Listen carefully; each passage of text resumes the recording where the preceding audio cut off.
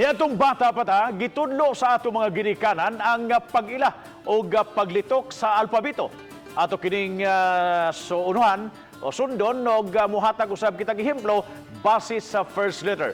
Apan kining 4 anyos nga si Andre maoy may kaugalingong Bersyon. Langgam, baka, sanina, elepante. Imbis nga in English, iya na hinong gibinisaya ang naa sa alphabet.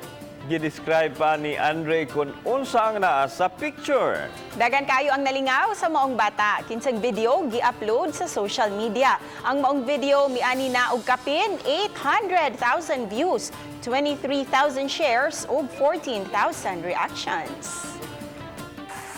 Pay, monkey, nagkaw, itlog, itlog, itlog, itlog, itlog. Langgam na suko, nagkuha sa ginani.